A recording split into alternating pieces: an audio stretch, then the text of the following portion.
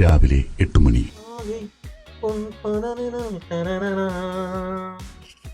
പാർട്ടിക്ക് പോകും കേട്ടോ. ഇത് എത്ര പ്രാവശ്യം ഈ പറയുന്നേ? രാവിലെ മുതൽ ഒരു 10,000 പ്രാവശ്യം എന്നോട് ഇത് പറഞ്ഞില്ലേ? ഇനി എത്ര പ്രാവശ്യം പറയത്? അതെ, കഴിഞ്ഞ പ്രാവശ്യത്തെ പോലെ എന്നോട് നേരത്തെ പറഞ്ഞില്ല, അല്ലെങ്കിൽ ഞായറാഴ്ച എനിക്ക് വേറെ പരിപാടി ഉണ്ടായിരുന്നു എന്നൊക്കെ പറഞ്ഞ് വഴക്കുണ്ടാക്കി പാർട്ടി നശിപ്പിക്കാൻ എനിക്ക് യാതൊരു ഉദ്ദേശമില്ല. ഓക്കെ, അതുകൊണ്ടാണ് എനിക്ക് പറയണത്. നേരത്തെ ഇപ്പോൾ വീണ്ടും വീണ്ടും ഞാൻ പറയണത്. ഓക്കെ, നോക്കിയിരുന്നു മോനെ, ഞാൻ ഇപ്പൊ വിടാം കേട്ടോ. ഉച്ചയ്ക്ക് 1:45. ശരിക്കും വെന്തില്ലല്ലേ? നല്ല പൂ പോലത്തെ പുട്ടായിരുന്നു കേട്ടോ. നല്ല ടേസ്റ്റ് ആയിരുന്നു കഴിക്കാനായിട്ട്. കടലക്കറിക്ക് വലിയ ടേസ്റ്റ് ഇല്ലായിരുന്നല്ലേ? കടൽക്കറിക്ക് വലിയ ടേസ്റ്റ് ഇല്ലായിരുന്നു.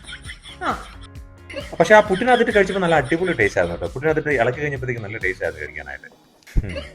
എന്റെ പൊന്നു മോളെ, തല പോയാലൊന്നും ഞാൻ വഴക്കുണ്ടാക്കാൻ സമ്മതിക്കില്ല. ഒരാഴ്ചയാ ടോയ്ലറ്റിന്റെ ഫ്ലഷ് കേടായിട്ട്. പാർട്ടിയൊക്കെ കഴിഞ്ഞതും നന്നാക്കാനുള്ള സമയം ഉണ്ടാവുമോ എന്തോ? ഇടി, ഞാൻ ആ പ്ലംബറോട് ഓൾറെഡി ഇന്ന് വൈകുന്നേരം വരാൻ പറഞ്ഞിട്ടുണ്ട്. എന്റെ പൊന്നു മോളെ, എന്നോടാണോ നിന്റെ കളി? വൈകിട്ട് 4:40. അച്ഛാ, ഞാനൊരു കാര്യം ചോദിക്കട്ടെ? നമ്മുടെ വീടിന്റെ മുറിക്കകത്ത് നിറയെ സ്വർണ്ണം ഇരിക്കുക. ഒരു മുറി നിറയെ സ്വർണ്ണമാണ്.